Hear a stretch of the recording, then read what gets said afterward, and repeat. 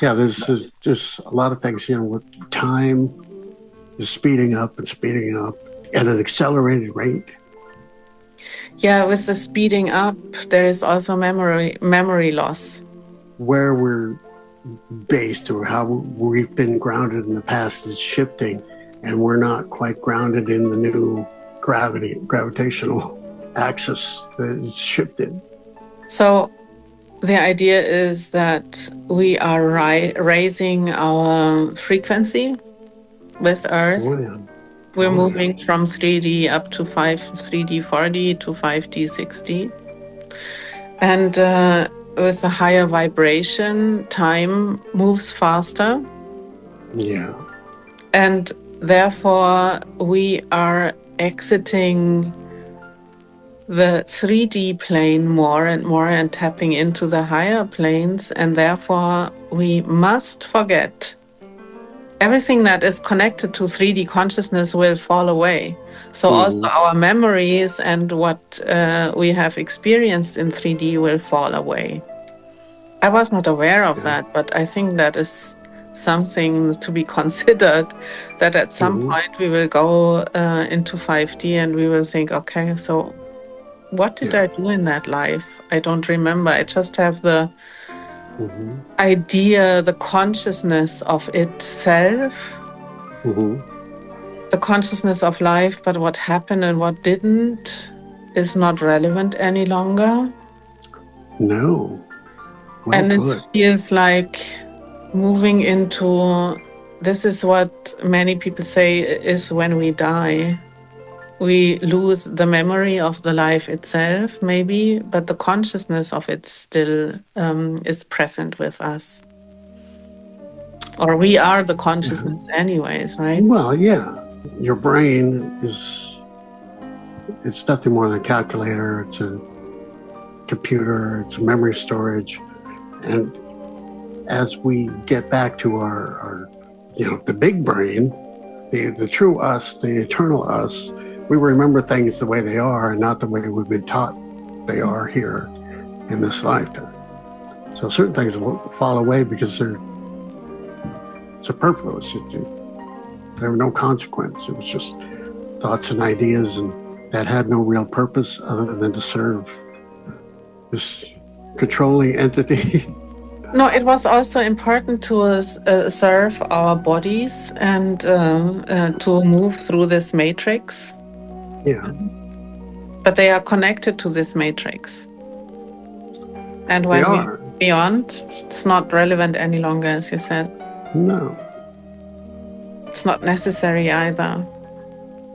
Precisely. But at the same time, it's good to cherish this life. Well, yeah.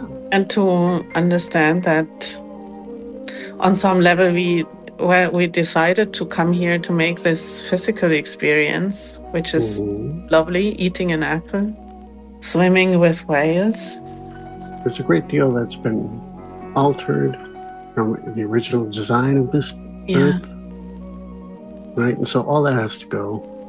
And losing certain memories of being a part of that system and fear and all of that. Yeah. So that can go, and it'll facilitate this shift. Yeah, and it is also necessary for Earth to restore herself, so our souls can come back to the original blueprint of the Earth. The Earth will have no problem doing that. We're just a bunch of fleas that it wants to shake off. No, it's not true. I do not believe that. I believe Earth called us here to help her. She can't do this shift alone by herself. She needs us because we are creational beings, and this is part of the whole blueprint. She needs us as creational beings. The human consciousness is really important to her, like with the elementals. They help her tremendously, and the tree consciousness and the whale's consciousness. We are the four creational races that are important to her.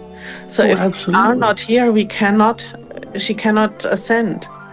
It is important. Well, what I was alluding to was these dark entities who created this grid, this matrix. That's making us all sick, and this is including the Earth, but the Earth will have an easy time recovering once that's all gone. I don't fear for the Earth. I don't fear for her either. It is just important to understand that a lot of green ideology also talks about us being detrimental to Earth. It's not true. In the essence, it's not true. That's a con job to get you to go along with the program and have an excuse to get rid of a great many of the humans on this planet because there are too many for them to control. So they want to get rid of a whole lot of us. But those plans are being dashed. I agree that we have created a lot of chaos for Earth, and don't put me in that category. Don't say we. Well, you didn't do it. I didn't do it. It's certain entities that are creating this mass psychosis and getting us to go along with things that do not feel right, but we're doing it anyway. No.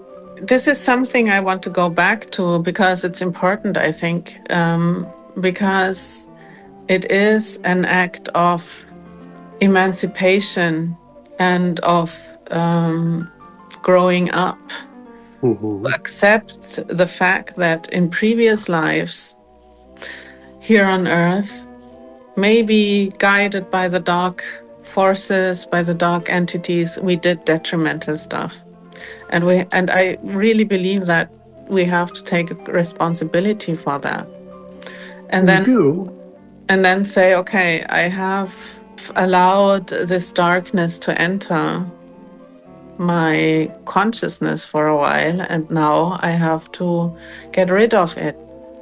Mm-hmm. This is something we have to really consider, because a lot of darkness is still stored in our memory, in our DNA. It is important to clean this up, to have a really honest look at ourselves. It is not just by saying, it was not me, it was the dark entities. That is too simple. That is a simplistic view on things, because we have agreed at some point. Yes. You know what I mean? We make agreements to be here. One of those agreements is amnesia.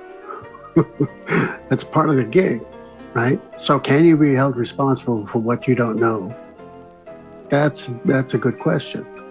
On some level, you will wake up to realize your participation in it. But until then, you're just sleepwalking. Of course. So how can we judge others that we know are sleepwalking? Or maybe we don't know they're sleepwalking, but they are. I don't judge them. But I have that's my point. It's no judgment. That doesn't mean just let them do whatever the hell they want. But once you realize they're being controlled through a mechanism that's very technological. I mean, there are devices here on Earth that have been here for thousands of years. Yeah. That go beyond human understanding and convention, but they're there. Yeah. These are the things that are being cleaned up. And then once enough of us wake up to the fact that, oh my God, I was asleep this whole time, and it was because of this crap, let's get to work to make sure that that doesn't come back. This is where our responsibility lies. Yes, absolutely. It's not just about waking up to the fact that we have been manipulated and something else is going on entirely. And the theater we're watching is absolutely nothing but a big show that is presented to us for us to ultimately wake up. But the moment we wake up, we cannot just pretend everything is fine and dandy. Then the work begins. Well, yes. And you'll understand all those things. Yeah. So much of who you are and what you remember of yourself and the universe and all things will come back to you, right? It'll be as though you woke up from being hypnotized, and it was like, wow. Did all that really happen? Well, I'm glad that's over with. And then, we get about doing the things that we came here to do in the first place. What's coming next is just, you can't even anticipate what it's going to be, because it's going to be so completely different from what we're experiencing right now, in the way we think and the way we engage and the connectedness that we're going to experience. There's no words for it. Can't point to any example in history or literature. It's just going to be a whole new world. I can't wait. I can feel it within me without being able to remember specifics. I can feel that. Yes, that is true. Let's get on with this, because I want to get back to that. And you know what? I think this feeling is something that came with us through the veil of forgetfulness. I don't know. Mm-hmm.